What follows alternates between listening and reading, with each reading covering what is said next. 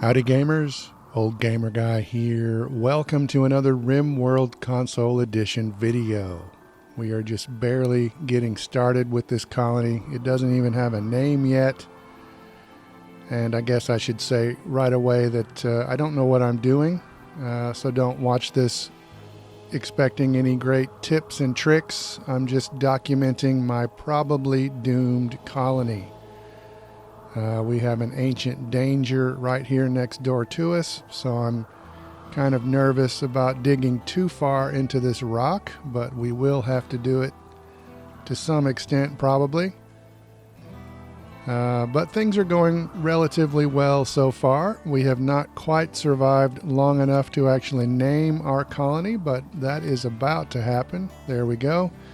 But unfortunately, I accidentally confirmed the the default name instead of making a custom name, so that's unfortunate.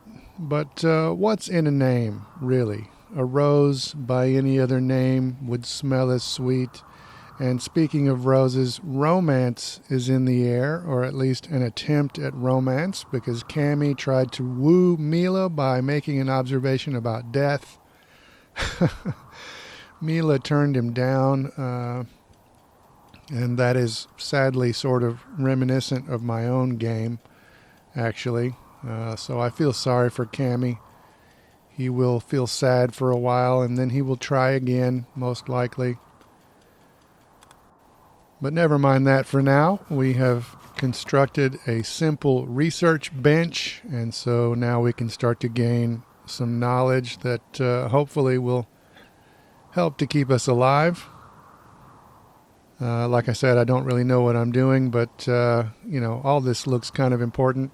I thought about the recurve bow, but I think I ended up going with the batteries, which is seems to be sort of conventional wisdom to go for the batteries first. We had one fight between a couple of our colonists, and now we are having another fight. Cammy and Rustling are fighting again. Last time it was Rustling that started it by insulting Cammy, but this time Cammy has insulted Rustling, and this has driven Rustling into a rage. And so they had a fight, and they injured each other a bit. And this really needs to stop. They need to get over themselves. Keep their eyes on the prize, which is, of course, survival.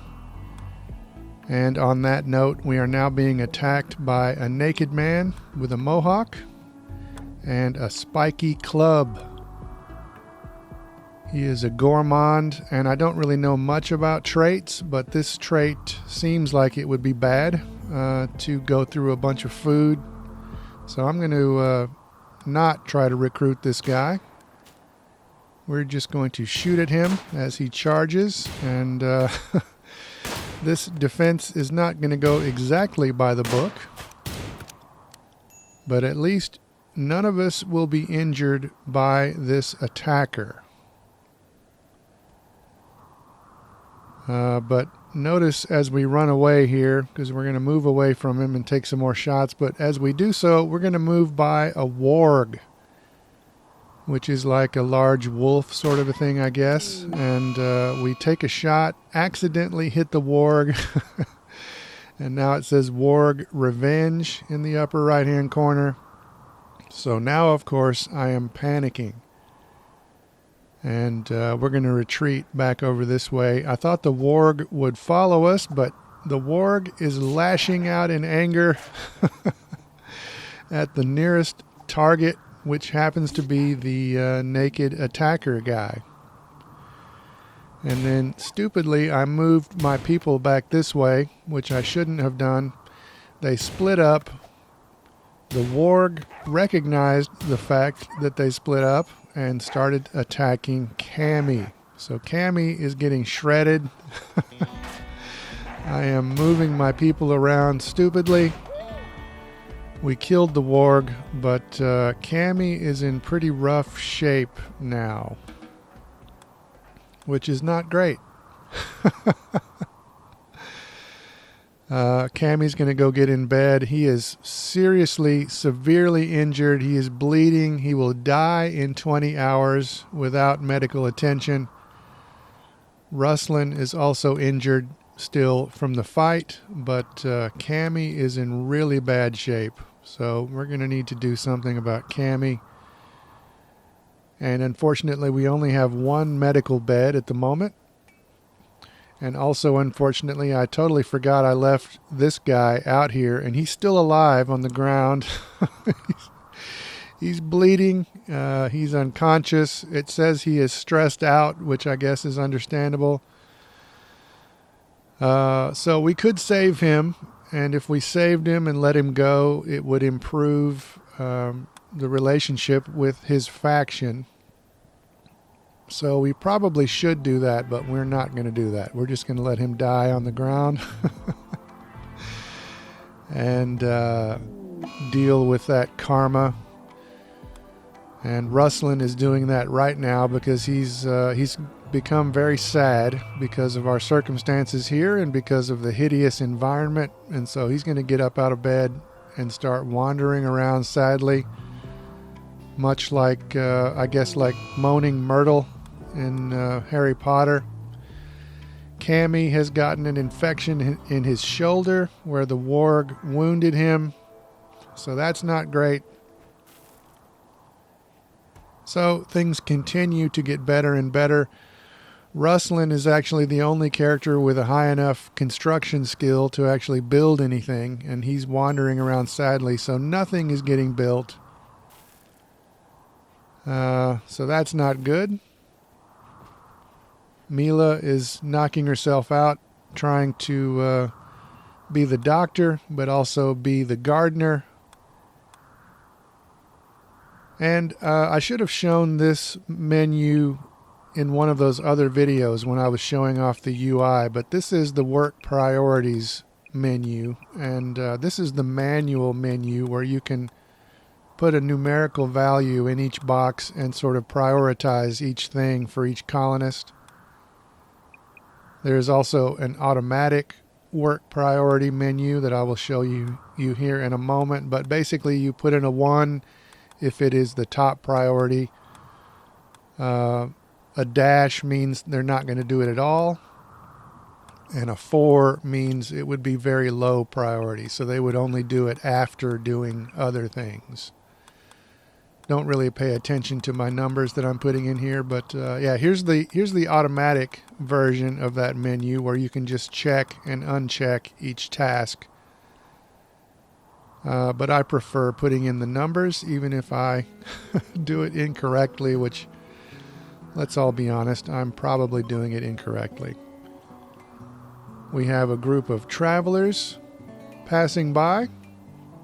This is not an alert in the upper right-hand corner, so I guess that means they don't really have anything for sale, but it's always a good idea to look at the passing strangers and see if they are anyone that you might want to add to your colony. Both of these people are fairly decent, but one of them is a creepy breather and slothful.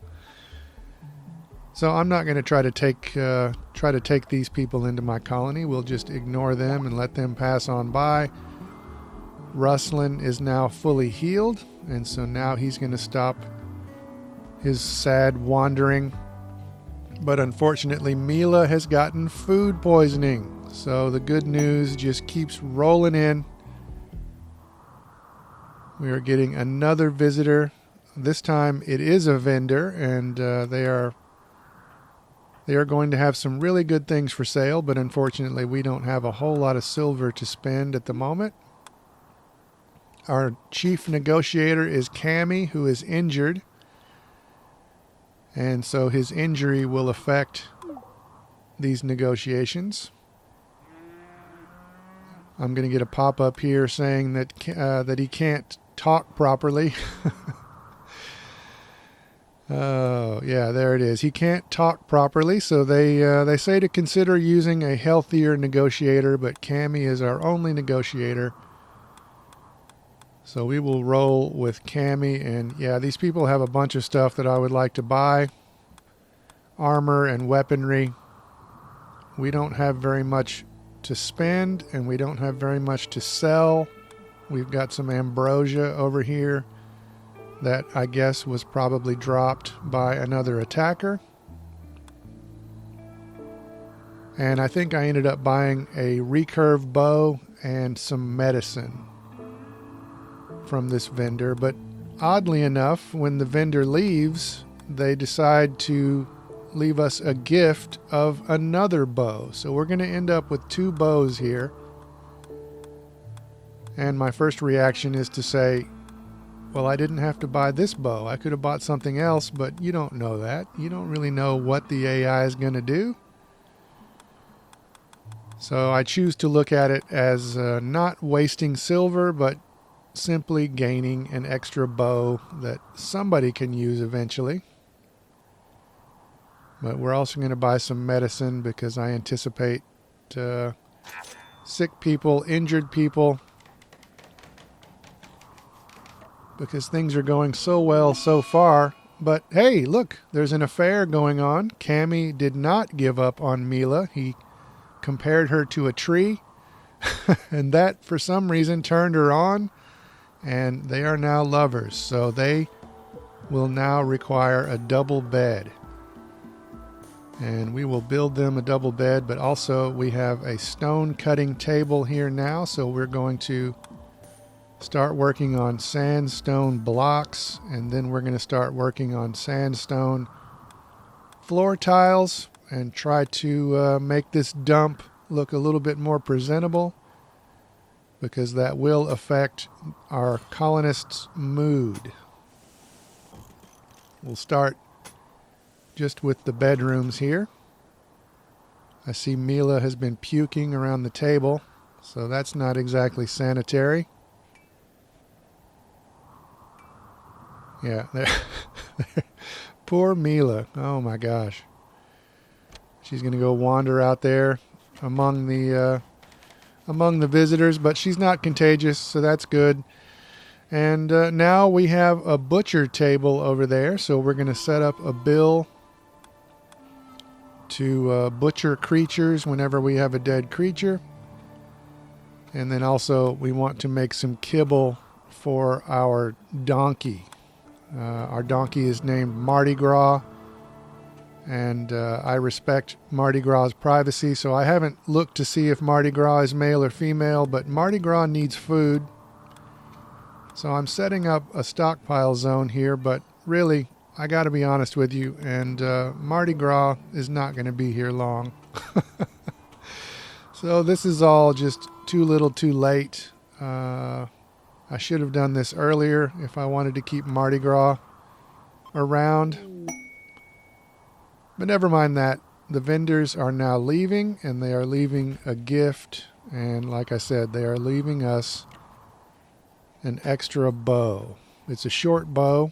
I'm not really sure whether it's better than the recurve bow that I purchased.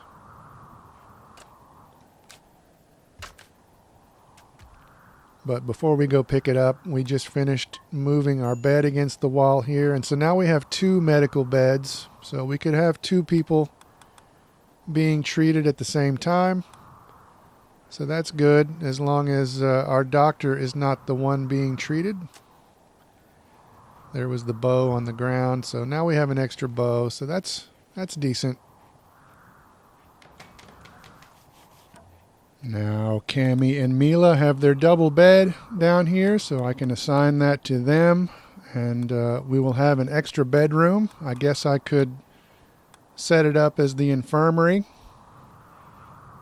if I want to. But first, let's do a little hunting. So you can see all the wildlife here on this menu, and I think I decided to hunt for a turkey.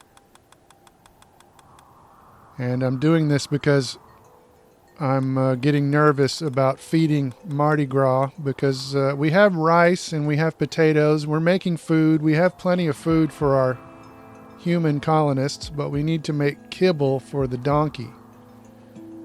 So we need a dead animal for that.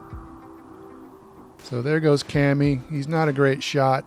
but he is getting XP while he does this, so he will get better over time. And eventually he did bag the turkey. Now we're working on some sandstone tiles for the areas around our tables and our workstations, trying to make things a little bit nicer looking in here. Those notifications in the upper right hand corner don't just go away. You have to actually look at them and make them go away, so that's what I was doing right there. But that's where I noticed the animal starvation alert. I knew this was coming because I knew we didn't have food for Mardi Gras, but now I'm trying to decide what to do with Mardi Gras. We could slaughter Mardi Gras, we could release Mardi Gras, and I sort of went back and forth on this for a little bit, but I had to make the hard decision. We need meat. Well, I don't know. Do we need meat? We've got rice and potatoes. We could survive, but I decided to go ahead and slaughter Mardi Gras. Sorry, Mardi Gras. Mila's so upset she has to go meditate for a bit. But yeah, those are just hard decisions that have to be made out here on the rim. Survival is top priority. We are now getting some more visitors. And I think these guys have some things to trade. So we will send Cammy out for a negotiation. At least this time, I believe he's not injured anymore, so we can have the full benefit of his of his speaking power.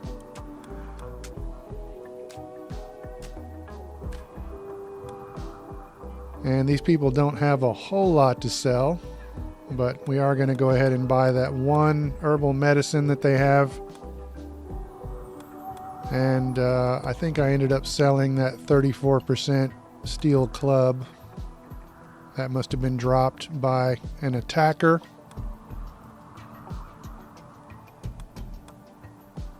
But our funds are slowly dwindling. I need to come up with a cash crop of some kind. Maybe we can start growing smoke leaf, and we'll probably start smoking smoke leaf also eventually, if I'm honest with myself.